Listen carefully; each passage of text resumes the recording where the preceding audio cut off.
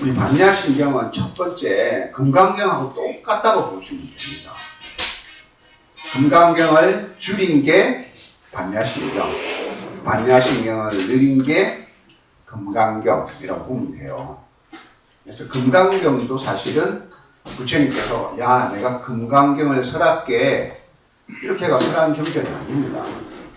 그 이름만 금강반야바라밀경이지 딱 법화경이나 하암경처럼 내가 하암의 법을 설한다 라고 명시를 하고 하신 법문이 아닙니다.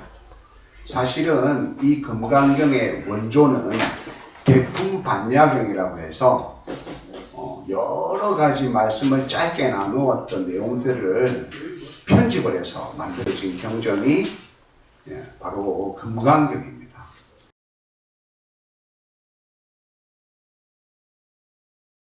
그래서 금강경은 읽어보면 스토리가 있는 듯 하지만 또 스토리가 없어요.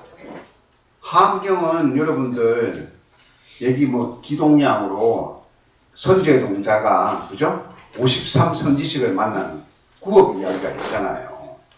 법화경에도 탕자의 비유해서 탕자의 법문이 가지고 시리즈가 있어요. 요즘 넷플릭스 시리즈 많잖아요. 그런 얘기 시리즈가 있는데 금강경에는 시리즈가 없어요.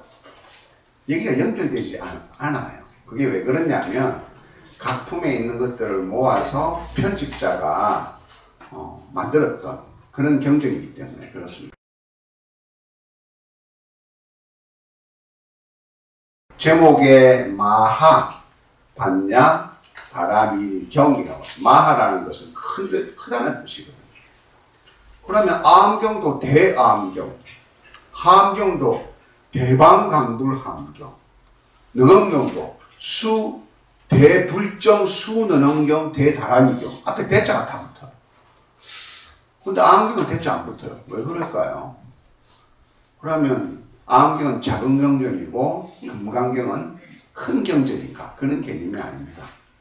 그러니까 이 대자가 붙이다는 것은 후대에서 다른 말로 하면 스케일이 커졌다는 거예요.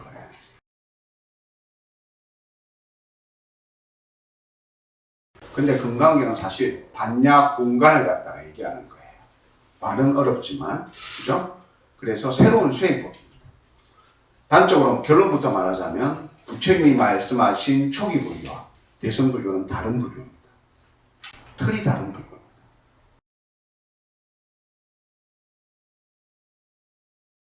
남방 수행은 어떤 것을 통해서 수행의 깨달음을 얻느냐면 여러분들 부처님께서 마지막 유언으로 아나니 부처님 우리는 이제 무엇에 의지해서 깨달음을 얻어야 합니까? 하니까 그건 뭐라고 합니까? 그렇죠. 불교대학의 우수한 성적으로 좀 잘 아시네. 사념처에 의지해서 수행해야 했잖아요. 불교는 부처님의 유언입니다. 그렇죠? 첫 번째가 신념처입니다. 몸에 의지해서. 여러분들하고 같이 이제 선방에서 금강경 1시간 끝나고 해야 될 대념처경이 바로 신념처 수행입니다. 우리 몸은 거짓말을 합니다. 내가 상처받은 것은 크게 여기고 남의 상처 준 것은 기억하지 않습니다. 그죠?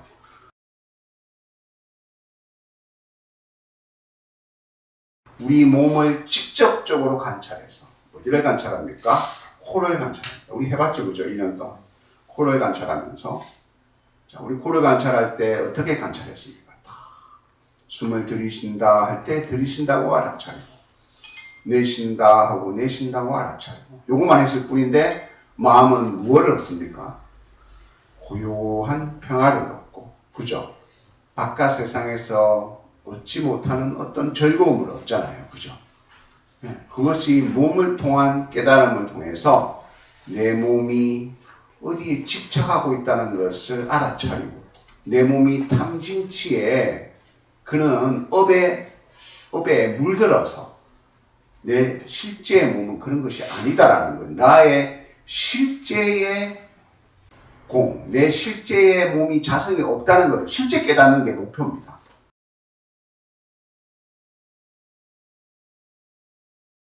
근데 대성은 아닙니다.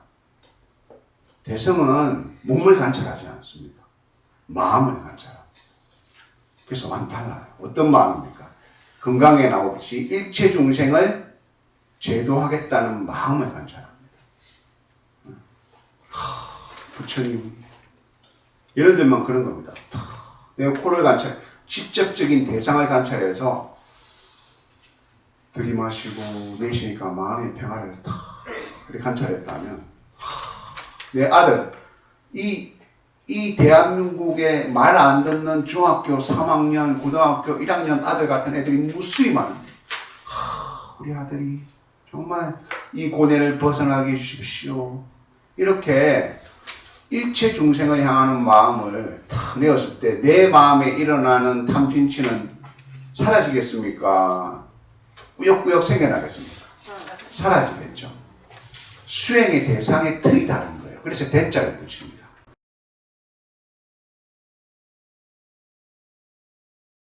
그래서 마하, 큰 반야, 소승에도 반야가 있습니다. 그런데 대승에서 반야라고 말하는 것은 그런 반야입니다. 그래서 이 반야는 일체지입니다. 코가 들어와서 나는 왜 코에 소리가 나지 하고 집착을 했는데 알고 보니까 내가 집착하지 않는 거에 머무는 거예요. 오히려 내 코가 막 축농증이 걸려가지고 일하는데 그거를 오히려 네가 왜 내 마음속으로 축농증에 걸렸는지 왜 호흡이 답답한지 이렇게 관찰하지 그것을 분별하지 않고 그거를 그대로 관찰하니까 마음의 평안을 얻어서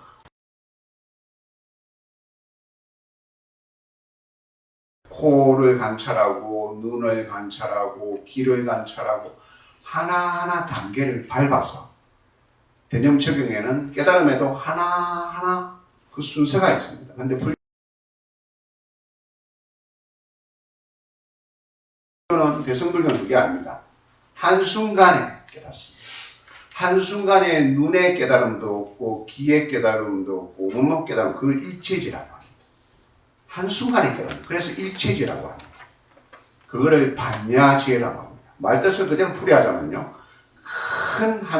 큰 일체지혜를 깨닫는 바라밀의 수행을 통해서 큰 일체지를 깨닫는 마음의 경전이다.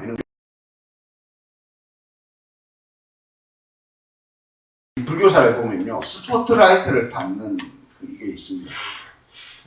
우리 배우들 보면 떴다가 가라앉잖아요. 불교도 마찬가지예요. 간자재보살 뜨고 나니까 똑같은 사람인데 간자재보살은 사라지고 간세음 보살이 떠요. 간세음 보살이 좀 인기가 시들하니까 지장보살이 떠요. 뭐 그런 거예요. 네? 똑같은 사람인데 스포트라이트가 다른 거예요. 간자재보살이 처음에 스포트라이트 받았는데 똑같은 사람인데 이름만 달리해서 지금은 간세음 보살님이 뜨는 거예요. 그죠? 간자재보살이 깊은 반야바라밀다를 행할 때, 이때 깊다는 거는 깊은이라는 것을 붙여놨잖아요. 그러니까 얕으면 안 돼요. 이 간자재보살이라는 사람은 간자재보살을 표현하는 뿐만 아니라 모든 대승보살이 깊은 반야바라밀다를 행할 때입니다. 그러니까 여기가 조건입니다. 이 정도 되는 사람. 그래서 반야신경의 첫 번째 수행의 대상자는 깊은 반야바라밀다를 행할 수 있는 간자재보살 정도 돼야 되는 거예요.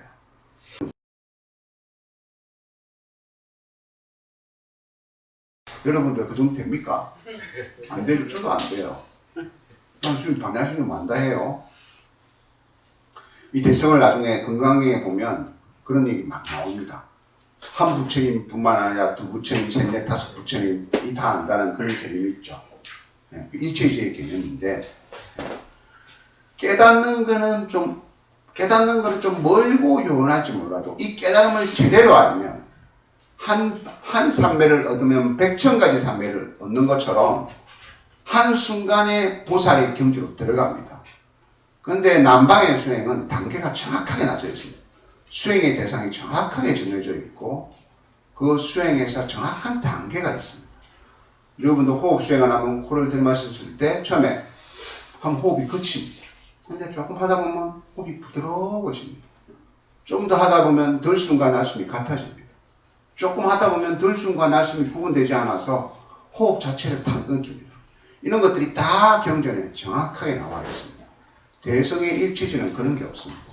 마음을 한순간 깨닫는 것, 마음을 한순간 탁 일으키는 것, 마음을 제대로 탁 일으키면 곧바로 보살입니다.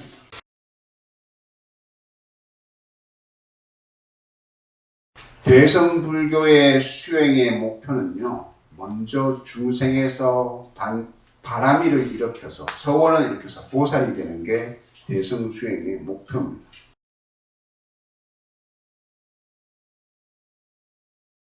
초기 불교 수행은 뭐가 목표입니까? 탐진치 삼독, 몸의 삼독, 느낌의 삼독, 마음의 삼독을 멸해서 뭐가 되는 겁니까? 아라한이 되는 겁니다.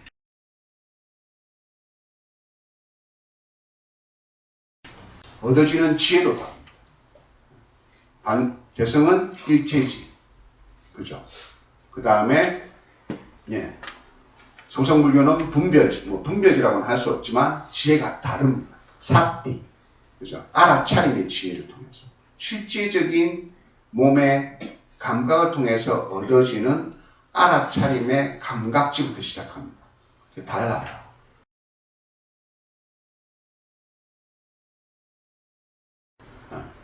그렇게 얻어지는 지혜도 다르고, 얻어지는 선정도 다르고, 목표도 다르고, 궁극은 같겠죠. 가는 길은 완전히 다릅니다. 그렇기 때문에 제가 다르다고 한 거예요. 그 다르다는 것을 이 반야심경에서 보여주는 거예요. 수보리야,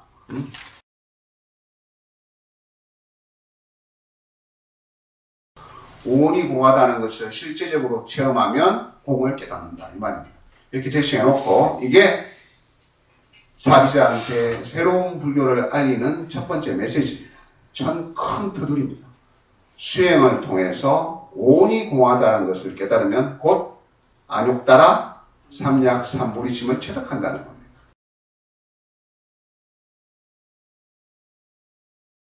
답이 나오겠죠. 그 다음에 사리자여 색이 공과 다르지 않고 공이 색과 다르지 않으며 색이 곧 공이요 공이 곧 색이니 수상행식도 그러하다. 자, 수상행식이 뭡니까? 오온입니다. 그죠? 초기 불교의 색이 곧 공이다.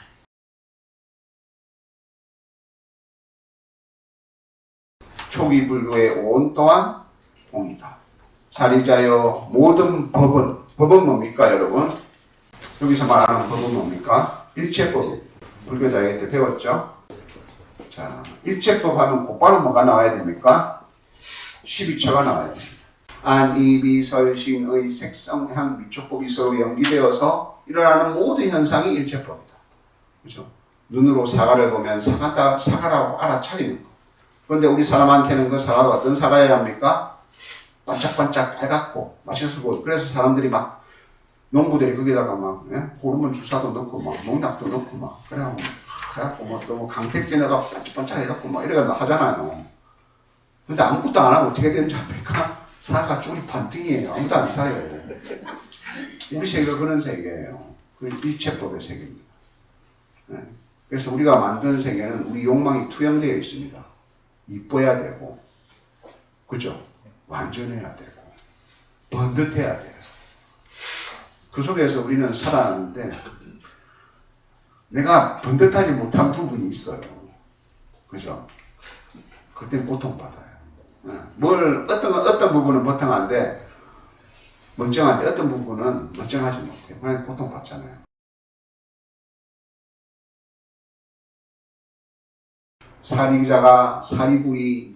사리불리가 부처님과 다시 초기 불교수에 배웠던 12처, 18개, 5온, 18개 가운데서 구체적으로 하나하나 짚으면서 제시해 줍니다. 뭐라고 했습니까? 자, 그러므로 공 가운데는 뭐가 없습니까? 색이 없고 수상, 행식도 없으며 오온이 공하다. 자, 우리 초기 불교 때 뭐라 했습니까? 오온이 있다라고 했습니다. 집착하는 눈이 있고 집착하는 기가 있고 집착하는 몸이 있다라고 하는 것에서 출발했는데 대승불교는 이것이 공하다는 것에서부터 출발하는 것이 다르다는 거예요. 여러분들이 이 말을 들으시면 느낌이 안 옵니다. 온이 공하다는 것이 도대체 어떤 느낌인지 이론이 그렇다는 거예요. 그 다음에 뭡니까? 안, 이, 비, 설, 신, 의도 없고 색성향, 미촉법도 없습니다. 이건 뭡니까? 12처도 없다. 일체법도 없다. 법도 없다는 거예요.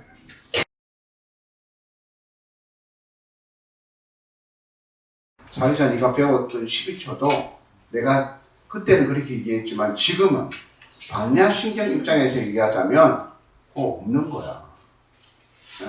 공한 거야. 이렇게 제시하는 겁니다. 그 다음에 뭡니까? 무안개 내지 무의식계 18개도 공하다라고 얘기하는 겁니다. 그 다음에 또 뭡니까?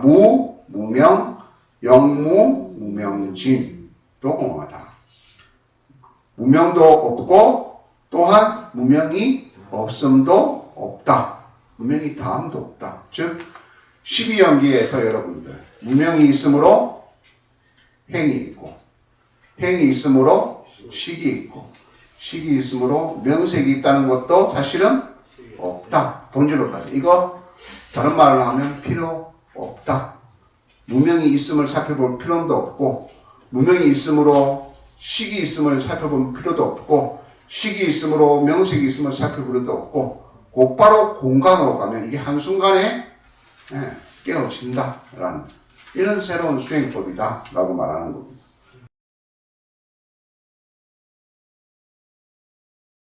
그 다음에 내지 무노사 영무 노사진 12연기의 역관입니다. 순간은 뭡니까? 어리석은 무명이 있으므로 탐착하는 그죠? 어리석은 식이 생겨나고 어리석은 식이 있으므로 명색에 대해서 집착하고 명색에 대해서 집착하니까 내가 안이비설신을 통해서 받았다 안 받았다 네가 줬다 내가 줬다라는 유깁이 있고 그죠? 유깁이 있으므로 이렇게 하나하나 진행되잖아요. 그죠? 이것도 이게 그래서 무무명 영무무명지는 12연기의 순간조차도 뭐다? 없다. 본질은 없다. 이거 자세하게 설명한 것 뿐이지 딱 압축시키면 공이다. 한순간에 깰 수 있다. 이렇게 말하는 거예요. 내지 무노사. 이거는 순간은 뭡니까? 무명이 뭡니까? 노사가 없으므로 생이 없고 생이 없으므로 그죠? 유가 없고 유가 없으므로 이런 식으로 거꾸로 올라가는 거. 역관입니다. 그것도 없다. 전체적으로 12연기조차도 없다. 이 얘기입니다. 반야신경이 그런 식으로 구성되어 있습니다. 그 다음에 넘어가면 뭐가 나옵니까? 고진멸도도 없다. 고진멸도가 뭡니까? 사성제잖아요. 이거 엄청난 거예요, 여러분. 자, 부처님의 사성제품에 보면 이렇게 말합니다. 나의 말은 사성제로 시작해서 사성제로 끝난다고 얘기합니다. 부처님. 모든 것은 사성제라고 얘기합니다. 부처님께 직접 설하신 겁니다. 모든 깨달음의 중심이 사실 이것도 없대요. 아이고. 이것도 없다. 왜 없겠습니까? 사성제의 첫 번째는 고일 수밖에 없는 우리 중생의 인식의 그죠? 온의 구조이기 때문에 고성제. 그것이 집착으로 인해서 더 집착을 만들어낸다는 고집성제. 그죠? 그렇지만 이것이 자성이 없으며 인연 따라 생겨나는 것이며 인연이 닿으면 사라진다는 것을 알면 고멸성제. 그래서 그 길을 실천하는 것을 고도성제. 이걸 사성제라고 하는데 이거를 압축하자면 뭡니까? 공자라는 거예요. 굳이 이렇게 나누어서 할 필요가 없다라고 표현하는 겁니다.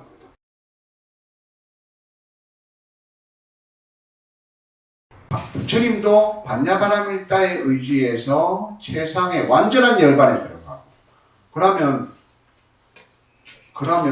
완전하지 않고 약간 비스무리한 열반도 있고 약간 비스부리부리부리한 열반도 있고 아닌 열반도 있는 겁니까? 이렇게 질문이 나와야 됩니다.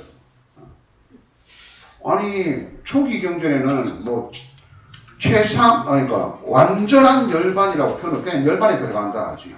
깨달음도 최상의 깨달음 이런 거 안 나와요. 부처님께서 깨달음에 들어간다 이렇게 하지. 최상의 이런 게 형용사가 안 붙어요. 그럼 뭐 초기 불교 때 깨달음은 최상이 아니고 중상의 깨달음입니까? 그죠? 대승불교의 궁극은요. 우리 일반 선남자 선녀인이 반야바람일다의 일체지를 이해해서 보살이 되는 것을 1차 목표로 하고요. 보살이 되어서 반야바람일다의 6바람일을 실행하면서 일체지에 되어서 마지막 궁극에는 뭐를 얻는 겁니까? 구경각을 얻는 걸 목표로 합니다. 부처님의 깨달음을 얻는 걸 목표로 합니다.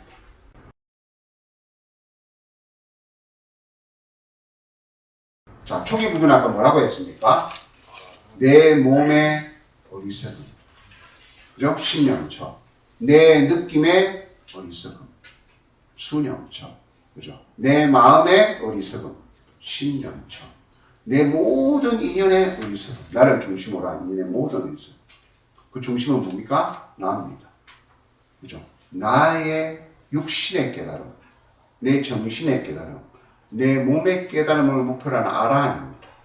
근데 대승불교는 뭡니까? 이것을 나로 인해서 내가 수행하지만 목표는 뭡니까? 일체 중생의 깨달음, 일체의 깨달음, 하음 법기의 깨달음, 굳이 뭐 표현하자면. 그래서 궁극의 목표는 뭡니까? 부처의 구경각을 깨닫는 겁니다. 이야, 선생님 그게 가능합니까? 나 안 합니다. 네, 처음부터 시도를 안 합니다. 그렇게 말할 수 있어요. 네. 너무 좀 하는 거 아닙니까? 그죠? 그럼 건강위에서는 도대체 그거를 어떻게 설명하는가? 그거는 이제 봐야 되겠죠.